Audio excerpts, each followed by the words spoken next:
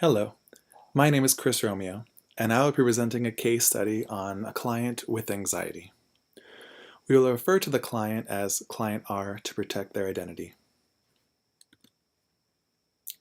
Sessions with Client R happened once a week and typically took place on Fridays. Every session was held at the Florida Pain Relief Group by the University of South Florida, and below is a picture of the building that we held our sessions in. I think location was actually a very important aspect to making our sessions feel extremely professional for this specific client. I do a lot of sessions out of my supervisor's house, but I feel it would have set a completely different tone for these sessions, and I think the professional building was just a great choice. Client R was referred to music therapy by her psychologist. The main reason was that she was seeking music therapy was to hopefully find a way to help cope during her anxiety attacks and eventually stop them. Client claims that she currently tries to use music to help her calm herself, but doesn't really always help. She claims it doesn't help all the time. Now we are going to take a quick look at what anxiety is and how it affects our clients. Anxiety is an emotion characterized by feelings of tension, worried thoughts, and physical change like increased blood pressure. Anxiety is a normal response to the stressors of everyday life, and it is only classified as a disorder when it becomes excessive, ongoing, irrational, in relation to the actual situation, or debilitating in everyday function. With Client R, she felt that it was beginning to interfere with her everyday life. Therefore, she wanted to seek out a way to help her through it. Some of the main symptoms of anxiety are feeling of pain, fear or uselessness, exaggerated worry, problems sleeping, and restlessness. Some of the physical symptoms that are associated with anxiety can be, and not all, but muscle tension, fatigue, headaches, trembling, sweating, and dry mouth. The list is longer, I just wanted to name just a couple. There are already common treatments for it. Of course, included is prescription drugs. Prescription drugs that are used for anxiety are Xanax, Niravam, Klonopin, Ativan, and Valium. Of course, the prescription medication comes with a plethora of side effects, including drowsiness, dizziness, restlessness, weight gain, dry mouth, constipation, nausea and vomiting, and the list goes on. Alternative treatments to medication are behavioral therapy, which seeks to identify and help change potentially self-destructive or unhealthy behaviors. There's also cognitive behavioral therapy, which focuses on changing catastrophic or irrational thoughts that trigger anxiety. And of course, music therapy, which is use of music in the accomplishment of therapeutic aims. All four treatments have the same goal, just very different approaches, extremely different approaches. When Client R came to the first session, there was no previous records of Client R. She had no paperwork to bring to us from her physicians, her psychologists, so we had to do our own on-site assessment. We started with a personal assessment form that was created by the company that I am working under, Creative Leaps. But pretty much the only information we got from the form was that the client is a female, she's 17 years of age. We also learned she is pretty active, mostly participating in boxing. She has no known cognitive or physical problems. And the client, once again, is seeking music therapy because of her consistent panic attacks and feeling hopeless during them. The symptoms that Client R listed on the assessment form were excessive sweating, shaking, shallow breaths, irrational thoughts, panic, and feeling nervous for no reason.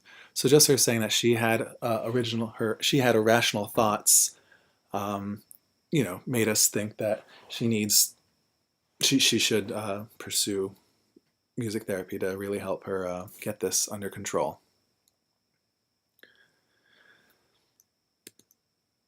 Continuing on, we had a musical assessment. I learned that Client R has no experience with any musical instruments. Her only outlet for music is her iPod and the radio.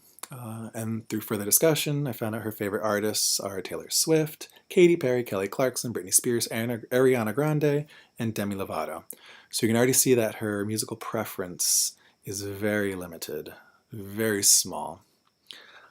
She claims she would love to sing their songs, but is deathly afraid of her voice. I did find out that she is very interested in instruments, but again, is very intimidated to try any. Just, we fear the things that we do not know. The only thing I heard in relation to the client using music for her anxiety was her trying to use some of her music to calm down once again her panic attacks, but she claimed most of the time it did not work. Therefore, one of our main goals was we wanted to help her find those coping mechanisms, create them, or find new ways to cope with them. And we did this through playing new music, new instruments, as well as learning about new genres of music. As you can see, we brought a plethora of instruments to her: dulcimer, ukulele, auto harp, djembe, drums, piano, auxiliary percussion, amplified voice. That was a very fun. That was a fun intervention when we put a giant speaker in the room, in a tiny room, and amplified her singing. I think it was Pink. Pretty, pretty please. Can't think of the name of the song right now. But with that, she was deathly afraid of hearing her voice amplified, but it just had a good conversation of us talking about how we're always constantly performing around people when we're out and about. And we just have to realize that we can't let our anxiety flare up, Some of the biggest instrument that she really connected with was the drum set. That was amazing. I feel like it just really allowed her to exert all of her energy into striking the drum, and it gave her the same sensation she almost gets when she boxes. So I think it just had a great connection with her. It just really allowed her just to exert all of her energy that's built up in her. And it was a great find for us. It really allowed us to expand upon that and really help her. With new musical genres, we wanted to help her expand her musical preference through songs she could relate to. I brought classical music to her. Even though she mentioned she listened to classical music a little bit as a little kid, I wanted to show her all the different emotions we can get in classical music. Even though there's no words, we can still feel emotion in the music. And I brought Elgar's cello concerto because there's so many mood swings through that. And I wanted to show her the feeling of that she might feel in her daily life with the swings of the moods and the anxiety. Other examples that we did were Alive by POD and We Are the Champions by Queen. We wanted to bring a lot of those songs that have similar topics of anxiety are also prevailing through that anxiety and breaking free of its effects. And we use those to really just talk about the lyrics and then associate with them to her and just expand our talk about anxiety. The next main goal we wanted to focus on was self-acceptance. We wanted her to know that what is happening is normal and others go through the same thing. And again, through lyric analysis, it just really opened her eyes to the amount of people that are like her, who are going through the same thing, and who are willing to sing and talk about it. We attempted songwriting in our sessions, but it never really took off due to the client's lack of participation. But, we didn't want to end up writing a song for her. We didn't want to keep feeding her little tidbits and say, well, what if you do this, or what if you do that, and try that. We don't want to drive. We wanted her to be the driving force of it, so she really felt like, hey, this is a song I wrote, and I can use this for anxiety. But we had so many other outlets with music that we could tap into, so we don't want to, bring anxiety to a situation that we're trying to relieve the anxiety from. We want to make it as relaxed and stress-free as possible. The final general goal that we wanted to bring for client R was self-expression. Now that we felt she was really starting to accept herself, and she, especially in our sessions, I felt like she was really starting to trust me and my supervisor, and really starting to explore herself and just let loose a little more. So we really wanted to encourage that. So we wanted to work on self-expression. Through improvisation and exploring new instruments, we really wanted to allow her to let loose and be herself. Every time she would always begin very reserved, though. I noticed that she would always start somewhere very small, doing very little, even though I'd always talk her through and give her tidbits about this is how you play higher notes, lower notes, this is how you play loud, this is how you play soft, all the musical elements. She would always start somewhere very reserved. but always by the end of the sessions, she was jamming, she was in the groove, and I could tell she was really enjoying it. So it was just great experiences for her. Objectives. Examples of objectives for Client R. One was Client R will listen to Alive by POD and identify 5 terms that describe her relationship to the song, developing a coping mechanism through exploring new genres of music with relatable songs.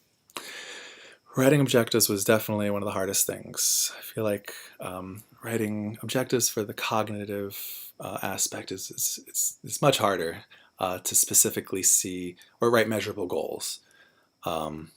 So it definitely was a process with coming up with these. But it was great to hear what terms she would bring in relation to that song, connecting with her, because it really gave us an idea of what she grasped from the song, what she liked about the song, how she connected to it, and it just really helped us think about the next songs and what we wanted to keep bringing to her. Just good interventions. The next one is Client R will express themselves on the auto harp, leading an improv session for 5 minutes. Within the 5-minute improv session, Client R will change music elements at least 3 times. So again, it was we had to find a way to measure to see how she is engaging in the improv. So seeing if she listened to the instruction I gave her about or not instructions, because I just wanted to give her information about the music and not instruct her to do this specifically.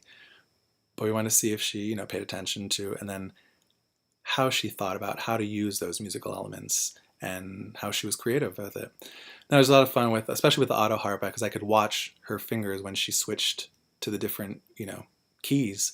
It was easy for me to switch on guitar in the same exact moment as her.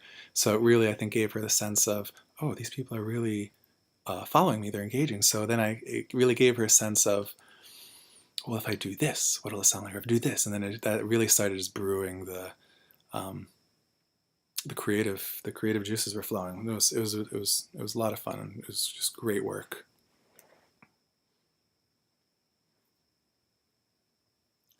The hardest thing to figure out was how to gauge her anxiety, and that's what we'll talk about now.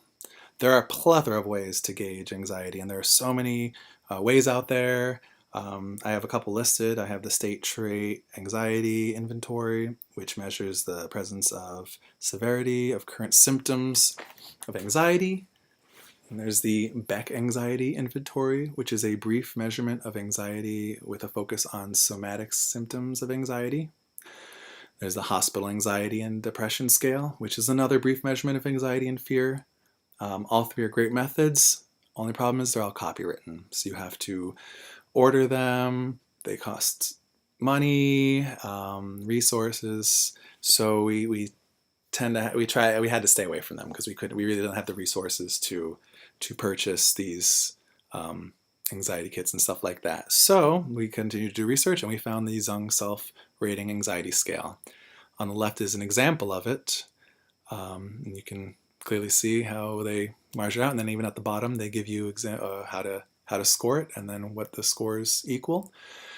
But the link that I have located underneath the title Zung Self-Rating Anxiety Scale is the online one we used, where we can pull it right up on a smartphone. Then the client can just punch in the numbers right in the thing, and then it would automatically do all the calculating for us. Fantastic tool to use. And it was great because we can use it before the session to see where her anxiety level was when she came into the session. We could do it after each intervention to see how each of those affected her anxiety. And then once we put it all together, we could see how the general flow of her anxiety was through all the sessions in general. So no, it's a great tool to have. So should therapy continue? I totally agree. Yes. I feel that she is just starting to begin to have fun with music. She was really starting to explore it, especially, she built the rapport with me and my supervisor. And so I think that was allowing her to just let loose and really explore and have fun with it. And she was really getting into it. She has shown gradual and steady improvement. And next year it's perfect because I'm sticking with my same supervisor for my full internship. So it's a perfect opportunity for her to have a seamless continuation into the new year and not have to kind of restart music therapy over again with a new therapist. I think this would be a great opportunity for her to just continue right on and pick up where we left off.